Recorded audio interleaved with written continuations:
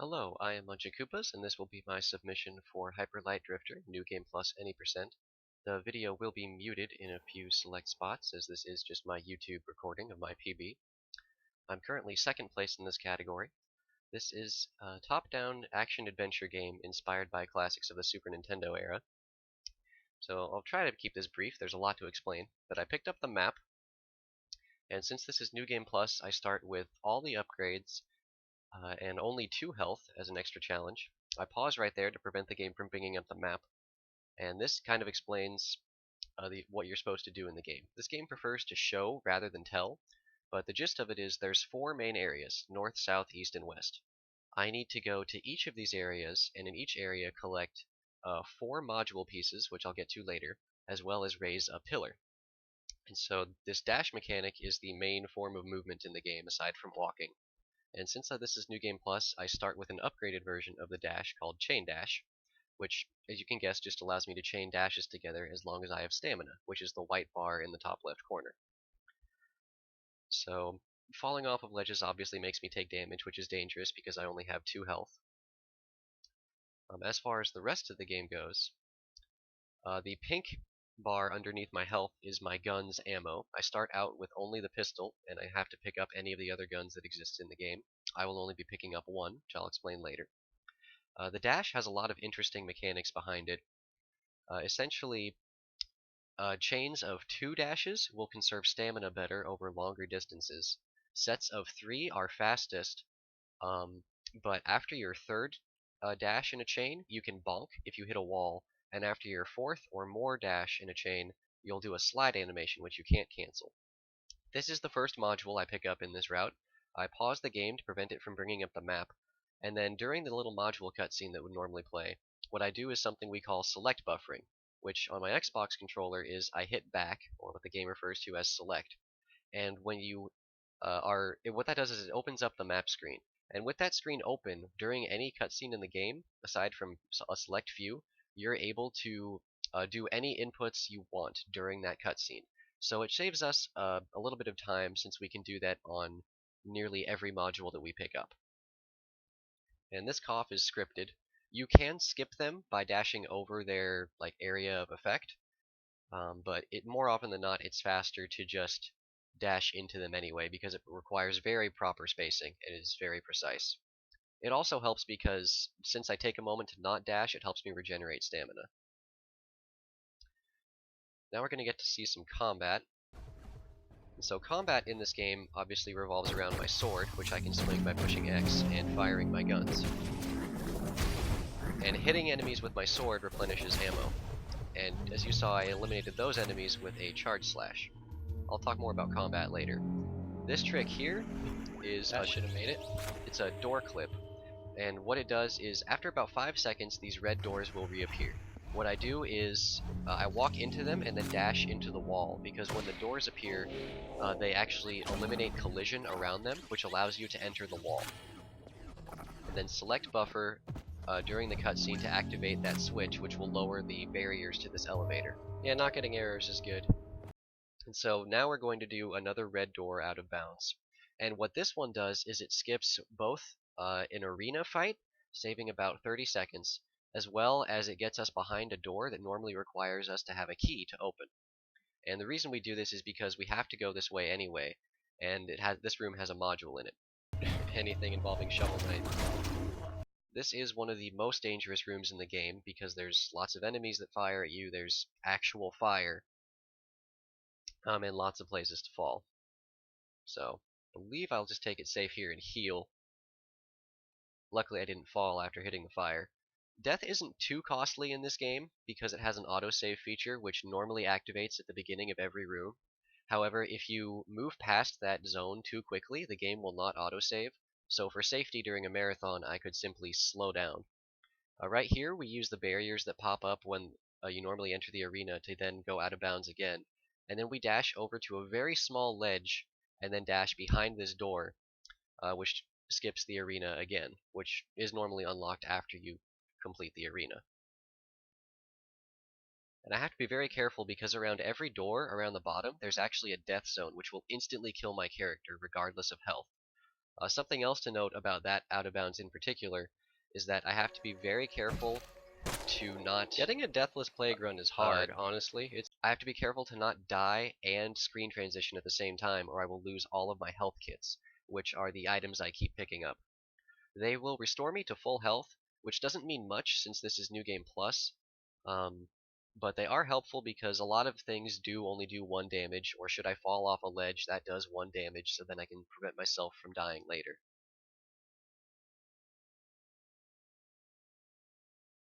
Oh, as for combat, after I fire my gun, I can then swing my sword immediately with a technique called plinking, or priority linking. And you can then dash out of any sword attack or gunfire. Not necessarily in an animation cancel sort of way, but merely it's a feature of combat to help you evade. So next I'm going to set up 2 damage boosts, which will require me to, of course, take damage and then heal.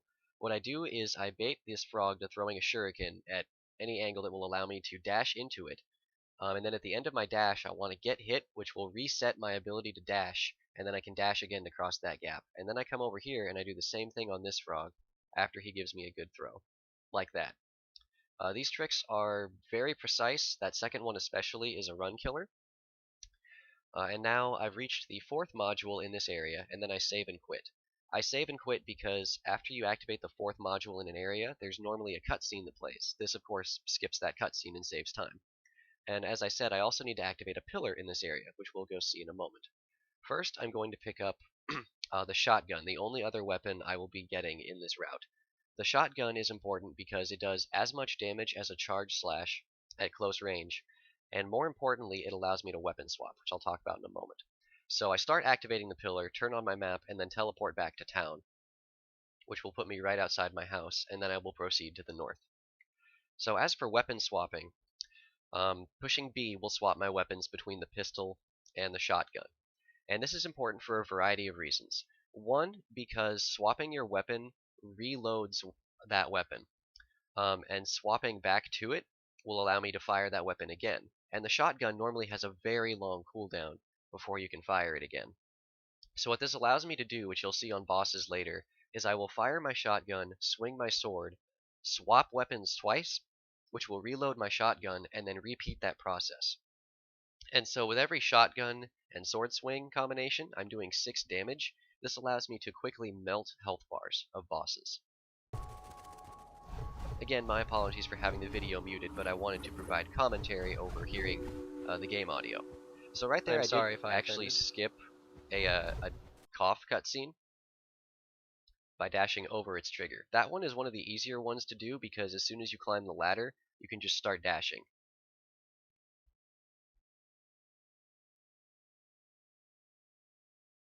Also, my apologies for having the YouTube HUD over my timer.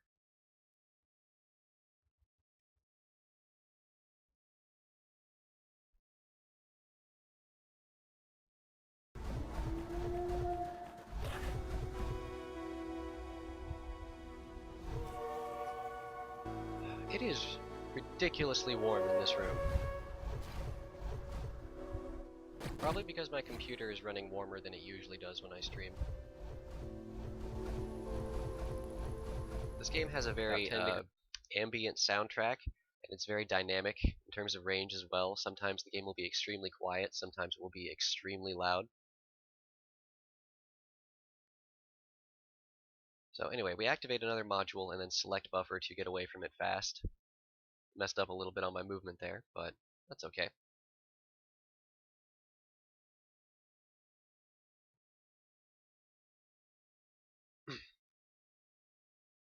So as I mentioned earlier, I have all the upgrades in the game that you can normally get from purchasing.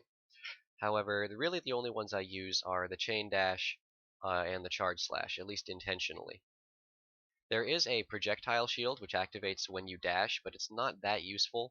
And there are a couple other sword attacks, but again, they're not necessarily useful enough to find their way into the speedrun. Right here I'm going to set up another out of bounds using the barriers that form when you enter an arena. And what this does is it gets me behind a door that normally requires me to have already activated 3 modules in order to open. So this skips a large amount of this area. However, I will still be fighting the boss, unlike in the last area where I skipped fighting the boss. Sigh of relief.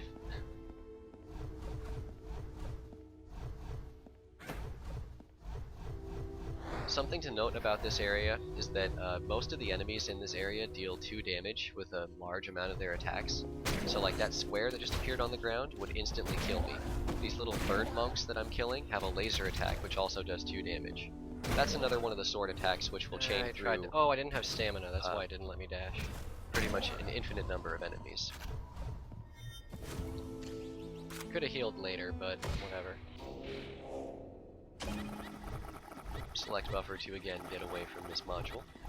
It's a little bit tricky because I have to hit the back button on my Xbox controller with my index finger and then hit, speaking of Raspberry Pi, the HED dash button with my ring finger. So now while I wait for that door to open, go and grab a health kit, and then we will fight the first boss of the route. Like laying on the floor, like where someone could easily step on. So all of these squares will instantly kill me. But as you can see, I've already done quite a bit of damage by using my shotgun and then swapping to the other weapon and swapping back.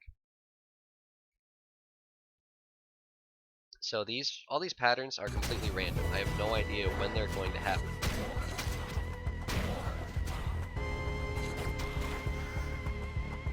We'll just do that.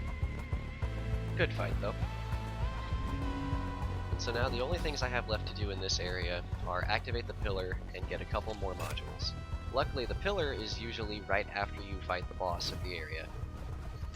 And then just to the right of this pillar there's another module. So that's 3 out of the 4 that I will need. Goodness, Aether's getting surgery? What for? Unfortunately you can't select buffer during these. Oh wait, DM. My apologies for having the video muted again, but again, commentary over whatever I was saying during this run at the time.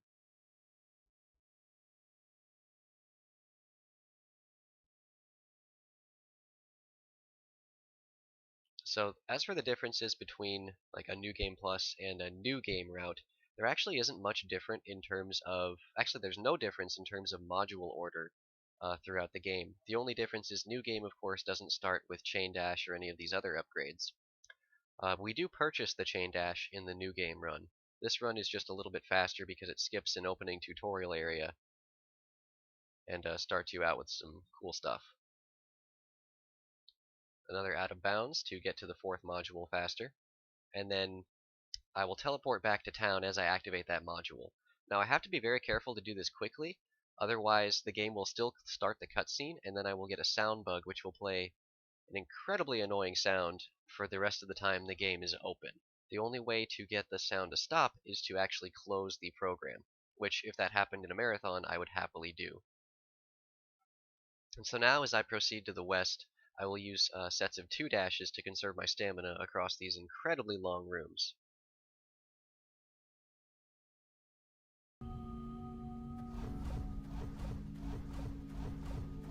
If I had done sets of 3, I would already be out of stamina by the time I started this bridge room. Instead, I'm able to get all the way to this elevator.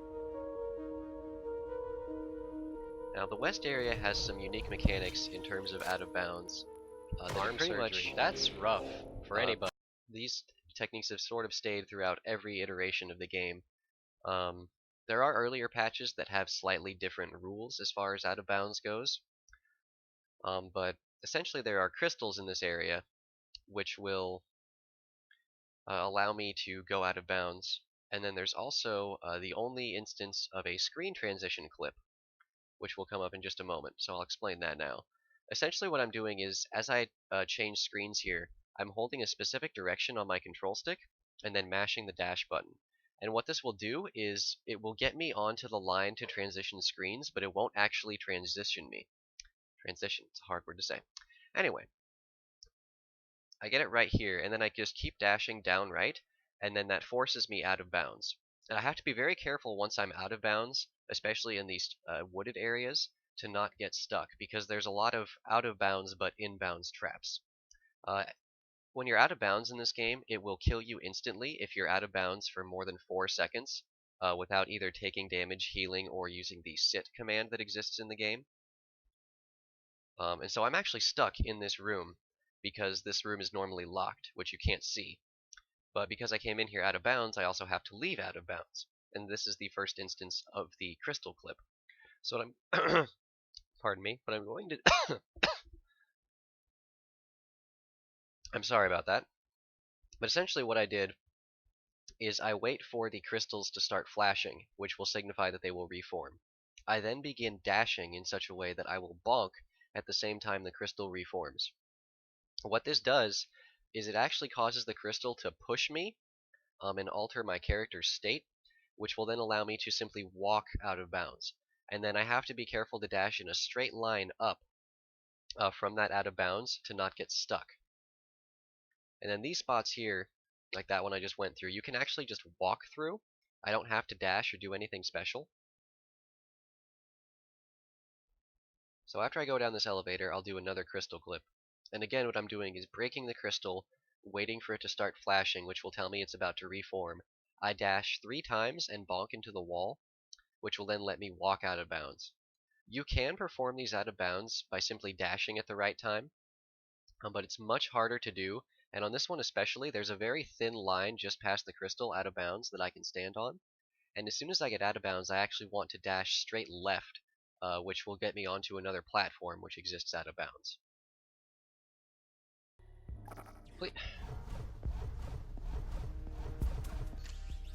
Sitting here pushing my map button like a madman and I'm not getting anything out of it. Sometimes the game has trouble reading some inputs. It runs at 30 frames per second. So all those crystals that those dogs just ran over deal 2 damage, so instant death. So a lot of this particular category comes from quick decision making and hoping that enemies are nice to you, but it is mostly under the player's control. And it's fun because it's risky and flashy. And there is a story to this game, but again, the whole game shows rather than tells, so trying to explain what that dog signifies. I think there's pointless. A Hararo schedule. The Cal Fire. Anyway, go and activate this door, then I'm going to dash over here and pick up this health kit since I have some time. And now we're on our way to the boss of this area, which we will see, but we actually will not fight. We're going to do another variation of the crystal clip here. Essentially what I'm going to do is, instead of dashing into a wall as I see the crystal reform, I'm going to wait and then walk off of a ledge. And then what will happen is I'll fall off the ledge, but I'll fall in such a way that the crystal will push me just as it forms, and when I respawn back on the ledge, that will cause my character to be able to walk out of bounds. So I will fail it the first time here, but luckily I don't die here. And this run actually was world record pace for this category, which is I think 28:09 or 07. My time ended up being a 29:19. There actually is a little spot in the wall there that you can just walk out of. So then I activate the pillar, and I still need one more module, so I go back to this warp pad I activated earlier. And there's a couple reasons for this. We actually changed this module route because the area that I'm going to has a lot of those crystal dog enemies, which only deal 1 damage, but they can damage me during cutscenes for some reason. And trying to get out of this area with all of them there is a bit annoying. So it's actually faster to go this way, because then as soon as I start activating this last module, I can then teleport back to town. So not only does it save me a save and quit, but it also just saves a little bit of time on skipping the cutscene.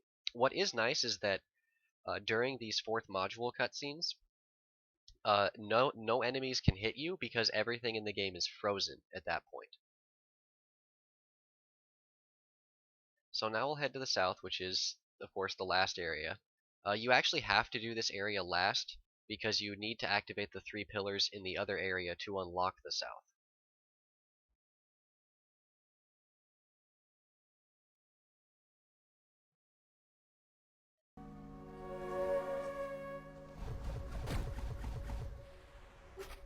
No, I think you made the right call, Ozzy, with... I mean, I don't know... I obviously... Apologies. This warp pad will be important, because just like the previous area, I will be warping back there.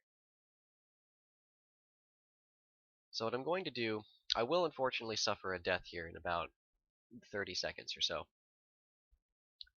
But I'm going to go out of bounds and then get behind a door that would require me to have one module to open. But I don't have any in this area yet. But it's not really a huge deal. So unfortunately I do make it out of bounds, but then I dash and get back in bounds, and then all the enemies are aggroed, and then one of them kills me.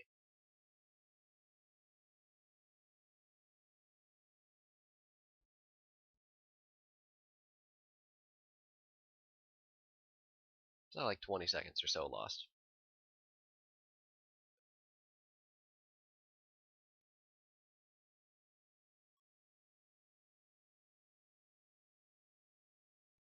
I'm sorry. That guy fires rockets, which will kill me. Sorry about that salt right there. Now, in a casual playthrough, this game is all about exploration, as it, of course, also takes some inspiration from A Link to the Past and Super Metroid. So as you saw, I just dashed off into seemingly nothing and landed on some platforms.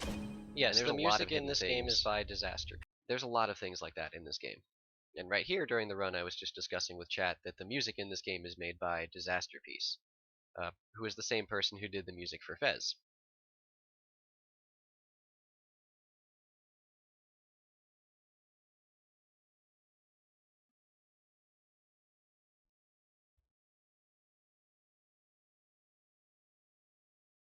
So, I'm actually on my way to the second module and the boss, well, the only boss that you technically have to defeat in this area. The only reason we have to defeat this boss... The reason I'm also just upset about that death is that this is... Indeed, any of the bosses in the game is because after them is the pillar. So in some other routes we have ways to skip actually all of the bosses, but throughout most of the routes, the only boss that you technically need to defeat besides the final one is the boss of this southern area. Again, some select buffering during the module cutscene. I could do a red door out of bounds there, but then I would be stuck in that room where the module is, unable to get out.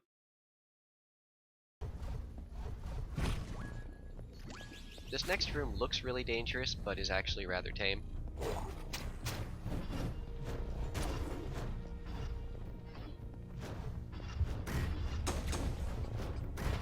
And then I will take one death to this boss, unfortunately. Now I mentioned earlier that this game has autosaves, so right there, that little symbol in the bottom right is the autosave. One of my upgrades is I can reflect projectiles, which is somewhat useful against this boss in particular.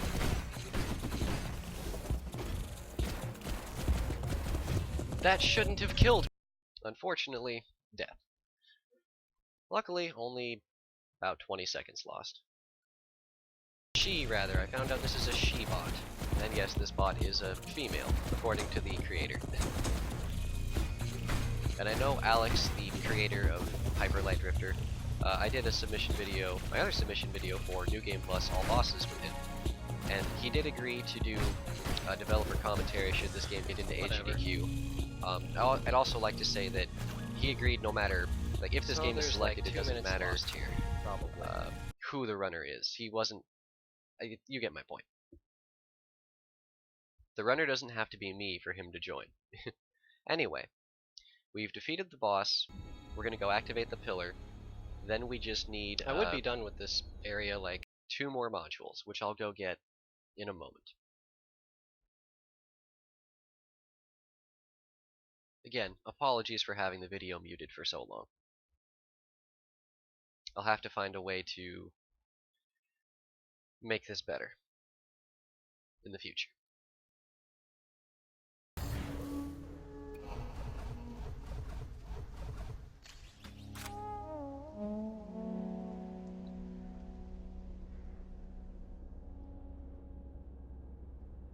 So, there's actually 8 modules in every area. Not just No, 4. Edge, only the music is the same guy. Ignore that. Anyway, we're gonna hide behind this pillar where the robots can't get to me for some strange reason. And then this is another deadly section of the game, which normally I would come up here and do a charge slash to kill all of them, but I bonked on the wall, so instead I can just kind of lure them away and then activate this door. So here's the third module. Now all I have to do is go down the elevator just past this, and then I can get to the fourth one by doing another red door out of bounds.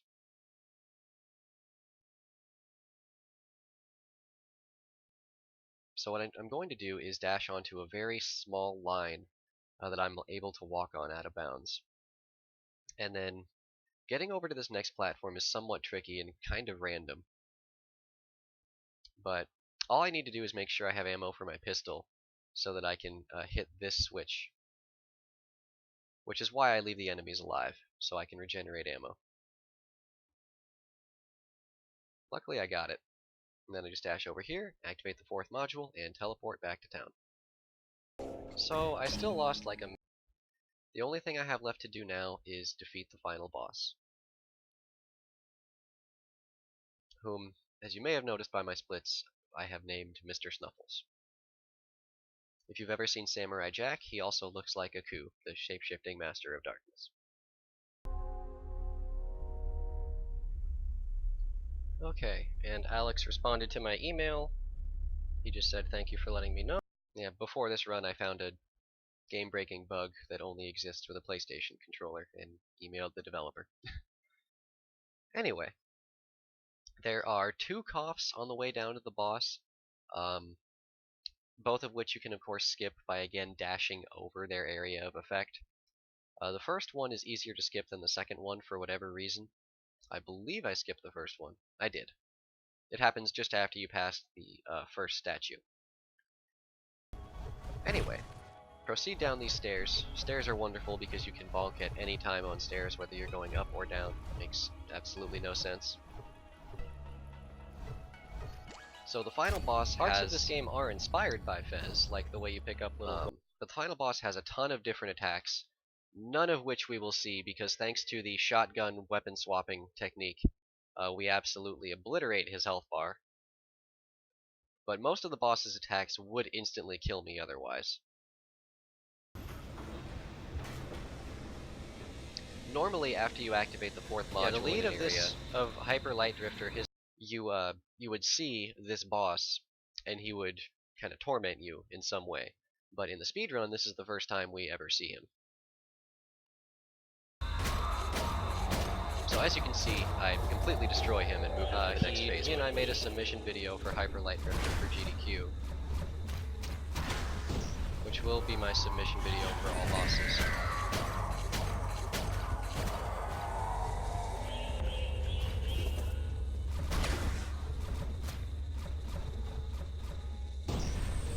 Good Snuffles. And the slide. And so now the only thing I have left to do is walk straight down, back the way I came, to the end of the game. I think I'm gonna get a 29. During this, the only action I can do is walk. If I push any other button, it will only cause my character to cough and waste time. And then that cough and the others that happen are scripted, and you can't skip them. So, luckily their 2809 is world record for this category. Luckily the coughs are not random, in that there's like a random number that can happen. They are mildly annoying. Hi, Kerr. But time ends when I lost over a minute in South. Time ends when I lean against this final pillar. Time. And we know it's time because we hear the piano. So, thank you for watching my submission for Hyper Light Drifter. Again, sorry that the video was muted throughout so much of it, but I really wanted to explain what was going on.